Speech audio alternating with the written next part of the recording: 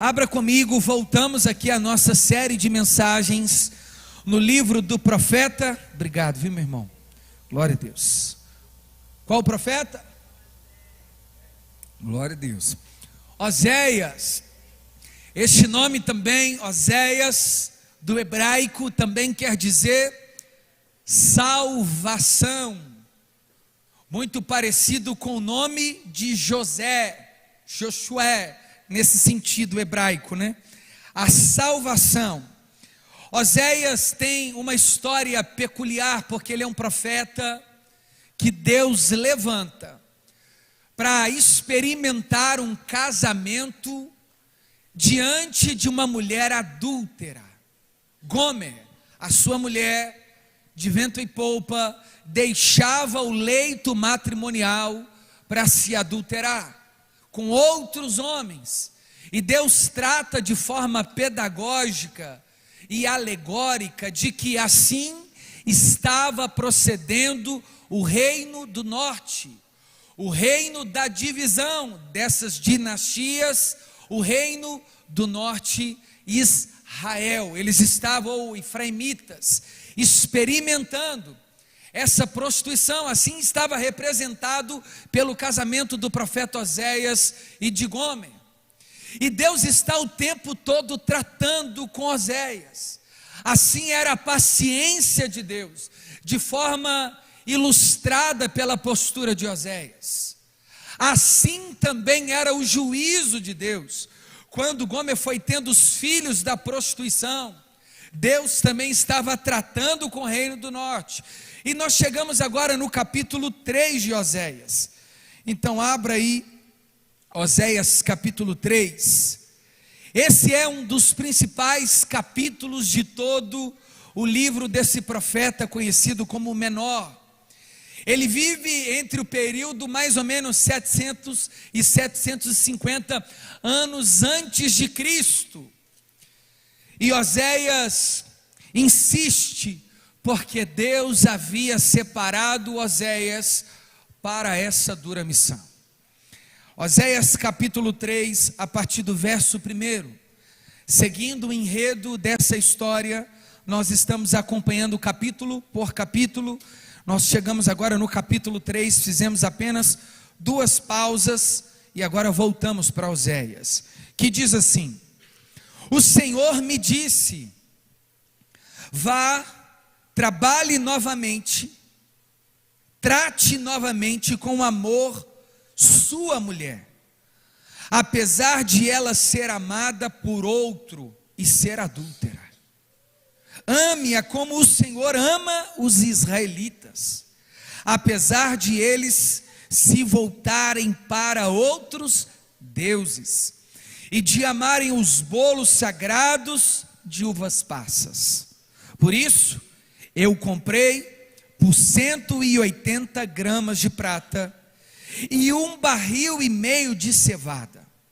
E eu lhes disse: você viverá comigo por muitos dias, não será mais prostituta, nem pertencerá a nenhum outro homem, e eu viverei com você.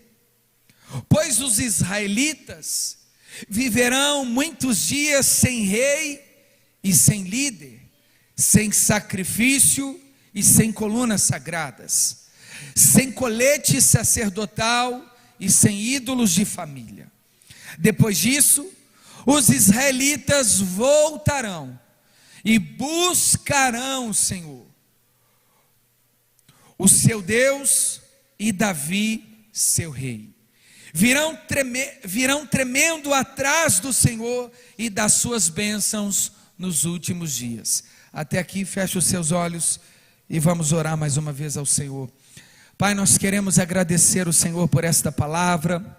Oramos ao Teu Santo Espírito que habita em nosso meio, para que o Senhor possa nos convencer de que a Sua palavra é viva e eficaz, de que a Sua palavra é mais penetrante que uma espada de 2 gumes. Ela divide a alma do espírito, a junta da medula, e é apta para discernir os nossos pensamentos e as intenções do nosso coração. Nós amamos a tua palavra, por isso a escrevemos na tábua do nosso coração, para não pecarmos contra o Senhor.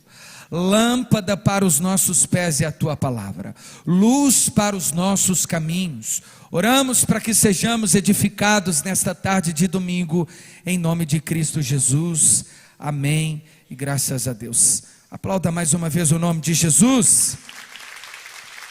Glória a Deus.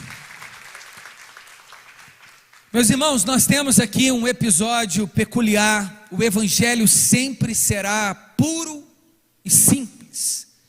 Essa ideia da pureza do evangelho, ela emana de um período da história que sucede esse período, conhecido como o período em que a nação de Israel, depois de ser ajuntada como os pentinhos debaixo das asas de uma galinha, foram protegidos, restaurados através de Neemias e Esdras. Eles voltaram para Jerusalém, os muros que estavam caídos, as portas queimadas, eles se protegeram, restabelecendo os muros. As famílias sacerdotais separavam, cada um era responsável por levantar um pedaço dos muros de Jerusalém, que outrora havia caído. Eles estavam experimentando o retorno do exílio, do último exílio babilônico. Mas isso já é na história posterior. É dali que nasce o movimento do puritanismo, no sentido etimológico da palavra. Porque os fariseus começam, a partir de Esdras, a continuar o movimento da preservação da lei de Deus, chamado lei de Moisés. É por isso que o evangelho sempre será puro e simples. Eles preservavam a pureza, mas começavam a se perder na simplicidade. Dentro da canonicidade bíblica, o cano, o fechamento desses 66 livros, nenhum outro livro entra como inspirativo ou inspirado, quando este livro, ainda que histórico, real, confirmado na cultura, ele não tem uma tipologia de Cristo, ou ele não aponta Cristo na história daquela história, ou na história daquele livro. Esse livro é chamado pela Igreja Católica Apostólica Romana, ou nós os chamamos de livros apócrifos. São livros genuínos, históricos e verdadeiros, mas eles não são inspirados. E isso faz sentido a história de Oséias, bem como todos os outros livros veterotestamentário, o Antigo Testamento, e da perspectiva neotestamentária do Novo Testamento, precisa, ao ler, ser encontrado Jesus no autor, nas palavras, na história, no enredo, na exegese, na liturgia, nos símbolos, na busca. Todo livro bíblico aponta para Jesus. Toda a história do Antigo Testamento aponta para Jesus. Não existe, eu não gosto do Antigo Testamento, como diz a Xuxa, e prefiro o Novo Testamento.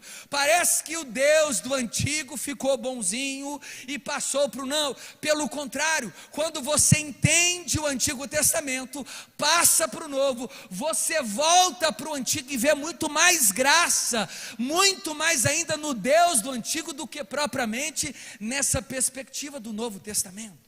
E Oséias é um exemplo claro de apontar Cristo como Redentor. Cristo que escolhe os seus filhos, apesar dos seus filhos o rejeitarem. Ele veio para os seus judeus, mas os judeus rejeitaram a pedra principal, a saber, essa pedra se tornou a pedra de esquina, triangular, o que quer dizer pedra triangular? Na arquitetura veterotestamentária, não tinha argamassa, não tinha vergalhão, não tinha cimento, nada que pudesse sustentar duas paredes de pé. Uma única pedra de engate era o que mantinha essas duas colunas de pé. Era exatamente a medida certa, uma circunferência perfeita, geométrica, que encaixava e sustentava essas duas paredes. Jesus, ele é apresentado como uma pedra. Se você tira ela, as paredes caem. É por isso que a história de Israel, do reino do norte, se tira Deus de história, sobra caos. Se os ídolos ocupam o lugar de Deus, eles se perdem na jornada. Se no Novo Testamento a igreja é Cristo, é reunião, é confraternização, só não é igreja. A igreja só pode ser igreja se o cabeça e senhor dela for Jesus Cristo de Nazaré. Ele é o centro, Ele é o primeiro, Ele é o último, o dono da igreja, o Senhor da história, a pedra principal, o leão da tribo de Judá, a luz do amanhecer, a porta, a videira verdadeira, o caminho, a verdade, a vida, juiz, advogado, Senhor da história. Ele é o nosso Salvador. Aleluia!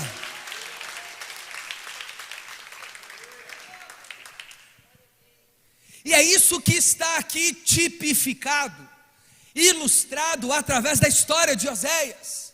Uma história horrenda, uma série de tragédias, mas de um Deus compassivo, de um Deus amoroso, de um Deus gracioso. O Senhor, nós já aprendemos aqui logo no início, todas as vezes que o nome Senhor estiver com todas as letras maiúsculas, quem que está aqui? YHWH. Vamos repetir? YHWH. A última vez. YHWH. Tiago, que letras são essas? São 4 consoantes, tetragrama, porque os judeus nem sequer ousavam pronunciar o nome de Deus em vão. Imagina escrever, tamanho temor. Então era o próprio Deus tratando com o reino do norte. Uma coisa é seu pai tratar, sua mãe tratar, seu esposo, seu patrão, seu chefe, seu pastor. Outra coisa é Deus tratar com você. Quando é Deus na história, irmão, a gente não corre, porque se a gente sobe dos montes, Ele está lá.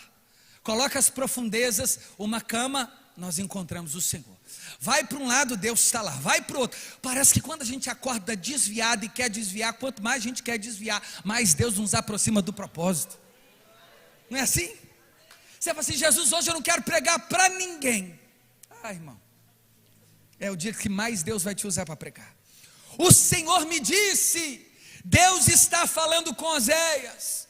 Oséias, fala para Israel, vá e trate novamente com amor a sua mulher. Irmão, eu já tenho experimentado do deleite matrimonial. Tem sido o céu na terra esses dias, lua de mel ainda. Mas eu sei que a minha esposa é fiel a mim. Eu sei que está tudo preservado em 7 cadeados, está tudo protegido, o leito é sem mácula. Fica fácil Deus chega lá e trocar amor, carícias, presentes, palavras com uma mulher que eu sei que é separada só para mim e eu para ela. Irmãos, é tão maravilhoso a gente fazer uma janta, depois a gente fazer um devocional, quem lê entenda. Mas imagina essa outra realidade, a mulher do seu coração, a mulher da sua vida se deitando com outros, e Deus falar para você: vai lá e trate com amor a sua mulher. Irmãos, isso aqui não é para exaltar Oséias, isso aqui é para a gente saber quem é Deus, que aponta para Jesus. Jesus, vai lá e ama Israel, por mais que eles tenham te rejeitado. Ama os gentios que já te rejeitou antes de Israel. Vai lá e ama Pedro que te negou. Vai lá e ama Paulo que te perseguiu. Vai lá e ama o João, o Tiago. Vai lá e ama Maria. Vai lá e homens e mulheres que não te amarão e estão constantemente se prostituindo, se deitando com outros deuses. É isso que representa essa história. Irmãos, eu não sei você, mas você não consegue contemplar, mesmo eu e você, rejeitando a Deus, graças a Ele, Ele não desiste da gente. Ah, irmão, quantas vezes eu já perdido, todo crente passa por um período de desviamento. Ele tem a roupa da desviação, liga para a desviatura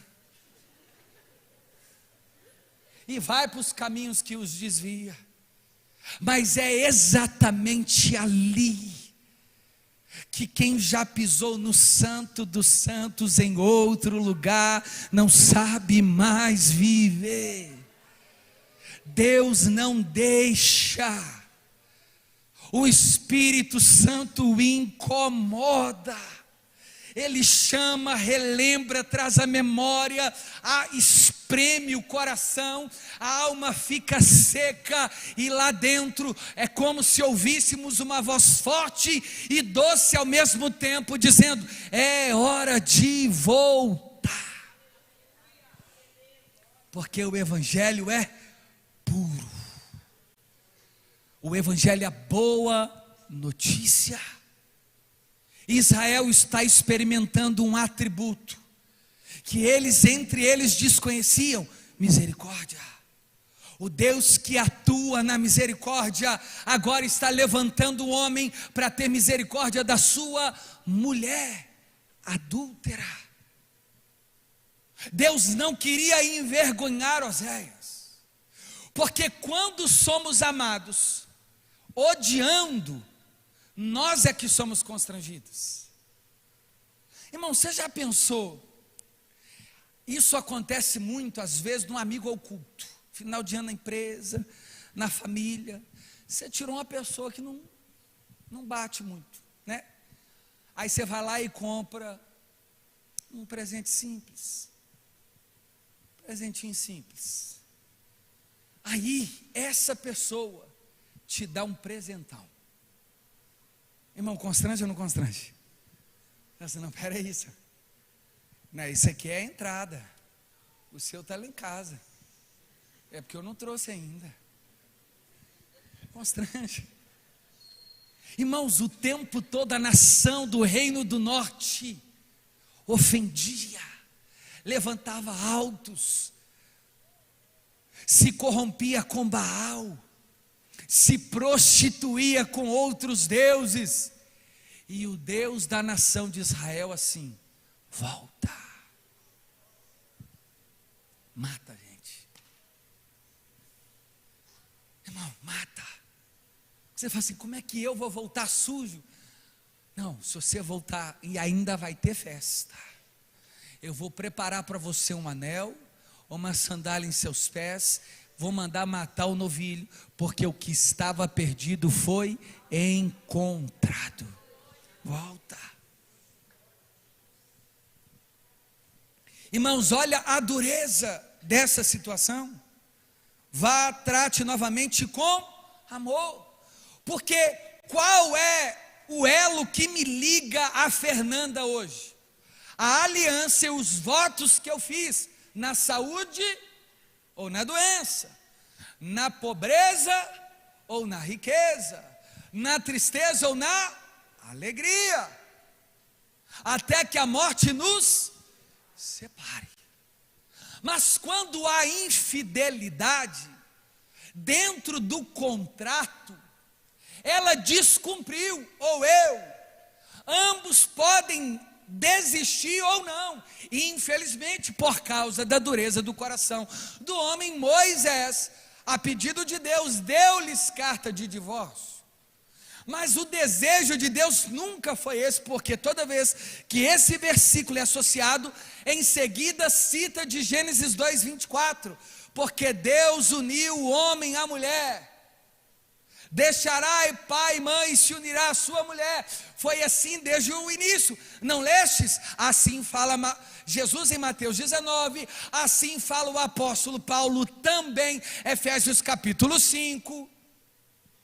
Esse é o propósito. Uma coisa é você amar quando a pessoa está fazendo o que é certo, outra coisa é a pessoa ser infiel e você amar mesmo sabendo da infidelidade. É outra conversa. Esse é o comportamento de Deus com o reino do norte, o do sul e com a igreja até os dias atuais. Porque continuamos, em grande parte, sendo infiéis. Não acaba o amor? Sim ou não? É difícil retomar a confiança. Mas Oséias precisava experimentar o que Deus estava sentindo. E mesmo diante desse desafio, Deus está mostrando para Oséias mostrar para a nação do reino de Israel, que apesar dos seus erros e infidelidades, Deus poderia retomar o pacto, a aliança, a comunhão e viver em amor com a sua própria nação, assim como bem Oséias deveria viver com Gomé, mesmo sabendo que ela quebrou a fidelidade e o compromisso da fidelidade do casamento.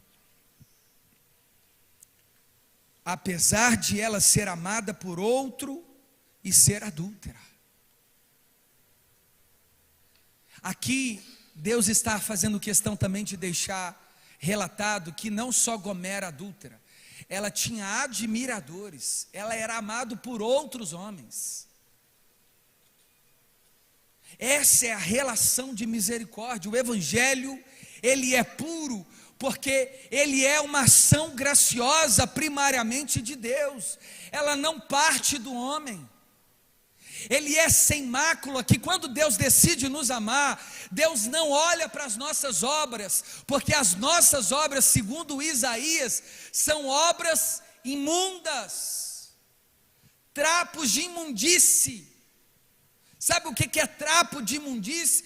Pedaço de pano de mulheres que experimentavam a pós-menstrualidade, que ficavam fora do arraial.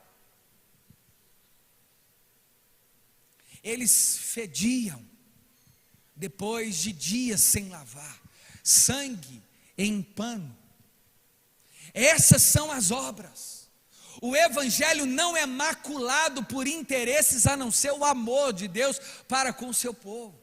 Assim como Deus tratou o reino do norte, chamando eles, Ele queria ensinar para Oséias: volte a perdoar, e não só isso, a amar a sua mulher, mesmo você sabendo que ela é adúltera. Então Deus nunca vai nos pedir nada que Ele mesmo já não tenha feito antes. Quando Deus fala para você ser santo, é porque o Filho de Deus foi santo e vários profetas foram santos, mesmo diante da Babilônia, mesmo diante de cenários, mesmo diante dos mesmos desafios que eu e você enfrentam. Irmãos, nós somos indesculpáveis. Próximo. Ame-a como o Senhor ama os israelitas.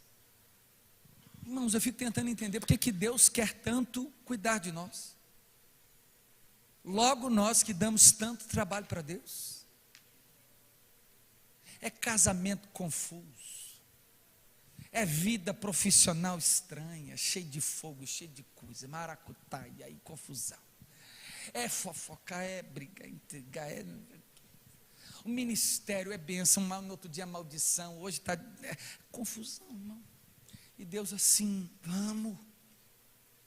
Hoje se acorda crente, amanhã desviado, amanhã está desviado, depois crente, depois desviado. E mesmo assim Deus está cuidando, Deus está chamando, Deus está trabalhando. Hoje Ele te dá visão, daqui a pouco suas visões estão indo para outro lugar. Aí você fala, meu Deus, que pensamento que é esse? O que está acontecendo? Quanto mais perto de Jesus, mais impureza eu vejo. E Deus é esse o caminho, continua.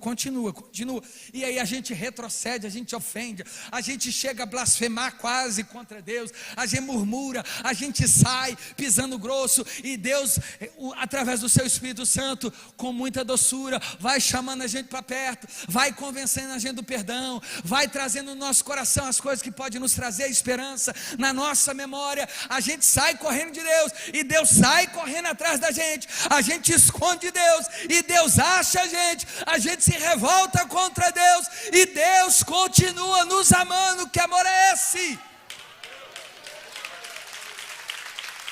Que amor é esse?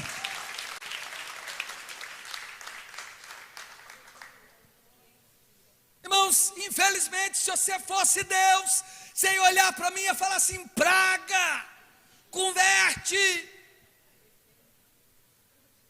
miséria, você não entendeu nada.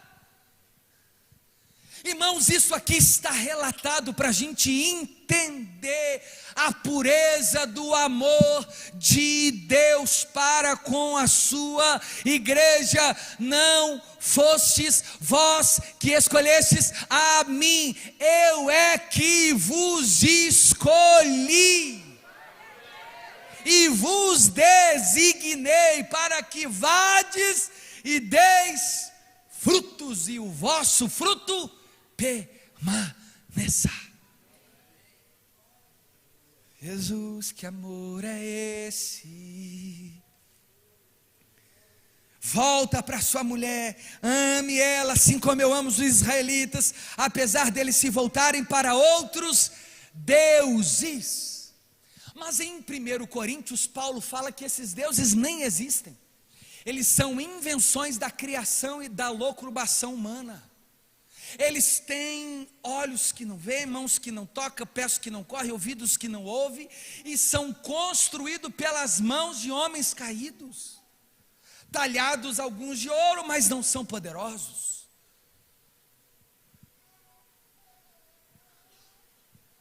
E Paulo está dizendo para esses irmãos de Corinto: eles não são deuses.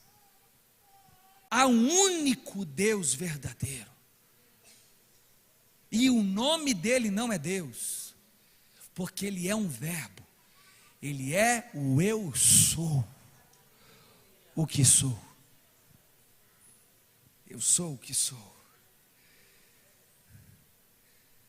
Verso ainda 3. Apesar de eles voltarem para outros deuses, os bolos sagrados de uvas passas. Sabe como era oferecido louvores a Baal? Com comida. Até hoje. Algumas entidades pedem galinha. Sério. Outras entidades pedem comida, sangue, sacrifício. E o Deus de Baal pedia bolo de uva passas. Se dependesse disso para eu pertencer a Baal, eu estava lascado, porque eu não gosto de uva passa. Estraga, irmão, qualquer comida. As irmãs do coque, todo mundo se levantando contra mim. Dependendo da fome, vai, né? Irmãos, essa era a oferta que eles dedicavam a Baal.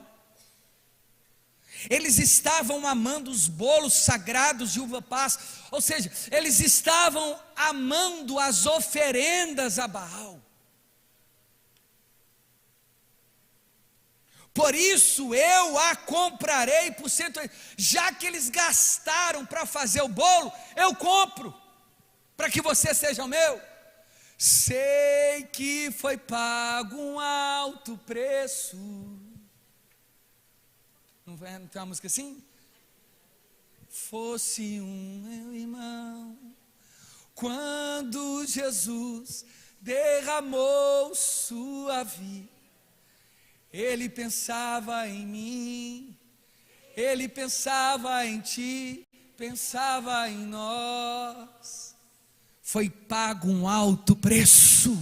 Isso aqui está apontando, vocês ofereceram alguma coisa que custou para dar Baal? Pois é, fala para a nação de Israel, Osés, que eu compro o que eles estão gastando, porque eu quero eles, eu não quero o bolo que eles oferecem.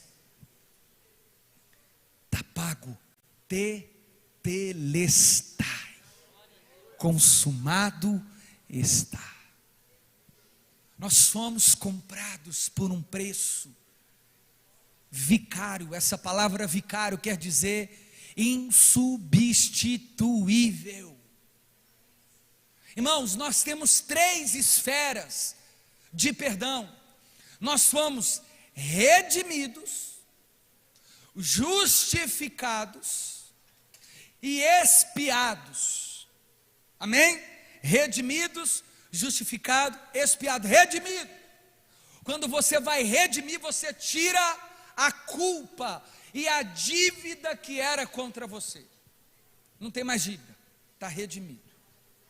Quando você vai expiar, você pegava um bode no Antigo Testamento, o sacerdote transferia simbologicamente o pecado para ele, levava o bode para o meio do deserto e soltava o bode expiatório lá. E o bode se perdia para representar de que Deus estaria lançando o nosso pecado no mar do esquecimento.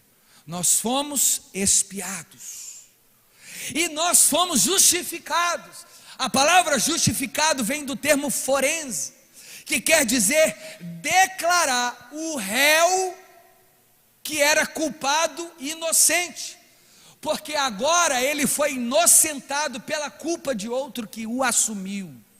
Então nós não somos justos, nós fomos declarados justos na justiça de Cristo Jesus. Por isso nele somos co-herdeiros, o qual clamamos Abba, Pai, Paizinho, em Cristo Jesus. Isso está apontando para a obra de Deus em Cristo Jesus, na minha e na sua vida hoje. A história aqui de Oséias é o mesmo Deus que está voltando a você e te perdoando, apesar das suas ofensas contra Ele, todas as vezes que você se prostitui, que você vive coisas que ofendem a santidade dEle, todas as vezes que você se envolve em coisas erradas, todas as vezes que você entristece o Espírito Santo, todas as vezes que você desiste de fazer a obra, todas as vezes que você vem para a igreja triste, todas as vezes que você não vem para a igreja, todas as vezes que você para de orar, de cantar, mesmo assim Deus deixa você ser ressignificado, sopra em você de novo a força que é necessária e te atrai. Quem pode resistir o braço forte do Senhor? Dura coisa é o homem cair nas mãos de Deus. Quem que pode contender contra Deus? Quem conheceu a mente do Senhor? Irmãos, Oséias está representando, mas ele está sentindo um pedacinho do que Deus sentia completamente. Para terminar, por isso eu a comprarei por 180 gramas. Se a gente fosse transformar essas gramas, daria mais ou menos 360 dias de trabalho. Deus está comprando de prata e 1,5 barril de cevada. E eu lhes disse: você viverá comigo por muitos dias. Não corra de Deus. O Porque quanto mais você corre, dura coisa é recalcitrar ou lutar contra os aguilhões. Sabe o que é aguilhão? Aguilhão no tempo de Paulo é uma lança pontiaguda de bronze entrelaçada. É uma espécie de uma bala dum-dum. Entrava no touro. A única maneira de domar um touro era através de um aguilhão. Porque quando entrava a lança no touro, se o touro mexesse, ele se cortava. Entendeu? Luta. Se você não tem as manhas, você não entra não, sem a ajuda de um profissional. Entendeu? Irmão, se rende. Deixa o evangelho te alcançar. O evangelho é uma pessoa, a pessoa de Jesus, a boa notícia. Ele veio salvar os que haviam se perdido, os pecadores, e Paulo disse, dos quais eu sou o pior.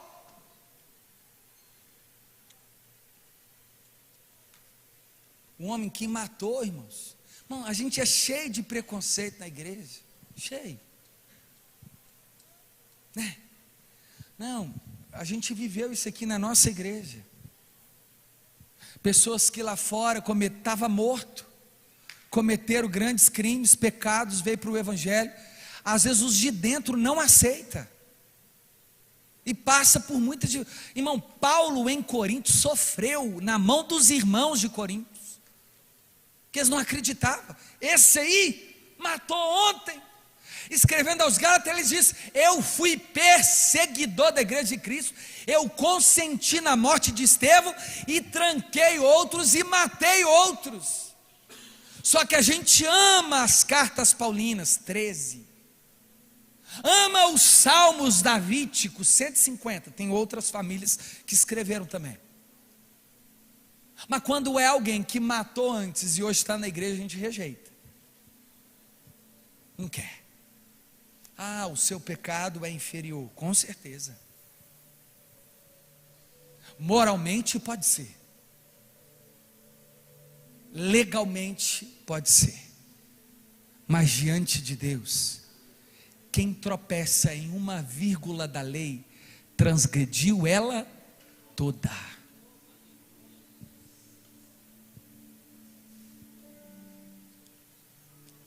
A mensagem do evangelho é simples, porque ela alcança do assassino ao que está adulterando, do que está preso em prostituição, promiscuidade, ao que é viciado em jogatinas e drogas. A mensagem do evangelho alcança rico e pobre. Simples mensagem. Simples mensagem. Mas para quem crê, poder de Deus. Vocês estão aqui? Por muitos dias não será mais prostituta. Irmãos, é lindo que Deus não só trata com Oséias, não. Deus fortaleceu Oséias, chamou o reino do norte e consolou Gomer. Porque se gritar pega ladrão, não sobra um, meu irmão. Não tem um louvor assim? Tem.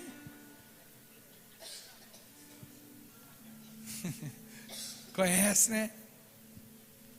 Irmão, olha só a obra de Deus. A nação de Israel, prostituta, saiu, Deus chamou.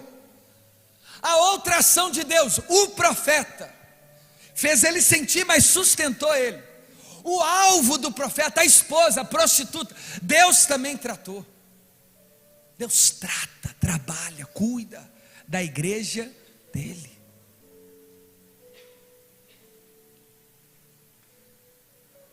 Tem que tratar o pastor do gabinete, porque é cada história que ele ouve, que se Deus não cuidar da mente, o pastor fica doido. Sim ou não, pastores? Irmão, qualquer dia pega seu pastor, honra ele. Não estou fazendo promoção, autopromoção não, viu? Não é isso não. Mas irmão, tem atendimento, tem hora que também Deus também honra, né? Tem coisa que só missionário e milionário que vive. Deus cuida da gente assim de uma maneira especial. Mas o que eu estou querendo dizer é que na história Deus trata de todos. Não tem nenhuma peça nesse tabuleiro que Deus não esteja movimentando ela. Inclusive as peças que não aparecem, que Deus vê, Ele aqui controla, porque essas peças, essas forças espirituais têm que bater continência para o dono do jogo. Observaste meu servo Jó? Satanás. Sim. Percebo que serve ao Senhor porque o Senhor o enriquece e o cercou de bens. Não é não? Deixa eu tirar. Pode tirar. Você vai ver que ele é crente. E a Bíblia diz que Jó em nada blasfemou. Ele chegou, e aí Satanás?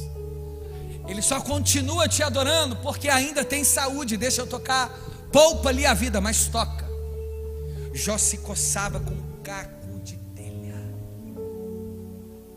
rapou a cabeça, se vestiu de cinzas e pano de saco. A mulher de Jó disse: Jó,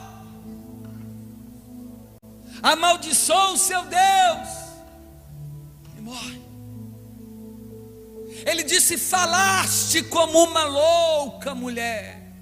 Nu eu saí do ventre materno, nu eu tornarei para lá. O Senhor deu, o Senhor tomou. Bendito seja o nome do Senhor. Aceitaste o bem de Deus e não o mal.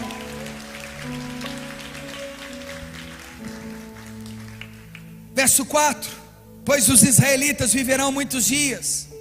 Mas Deus tratou consequência. Todo pecado é perdoado, mas precisa ser assumido as suas consequências. Tem consequência que é dura, irmão. Eles viverão sem líder, e viveu o reino do norte sem sacrifício. Lembra que a mulher samaritana perguntou: Senhor, onde que a gente adora? É em Samaria ou Jerusalém? Os samaritanos, de onde a grande parte do reino do norte, perderam o referencial. Por isso que eles eram chamados de povinhos miscigenados, misturados, sem pedigree. Perderam a referência. Eles também perderam as colunas sagradas. Jerusalém experimentou destruição e o reino do norte também. Os coletes sacerdotal, sem ídolos. Depois disso, os israelitas voltarão e buscarão o Senhor. Sabe o que é isso aqui? Deus age com misericórdia, deixa Israel passar por desafios, para Israel se voltar a Deus. Deus prepara, sustenta, permite a gente sofrer, para a gente se voltar. Deus estende a corda, deixa a gente ir, e depois puxa a corda de novo, volta.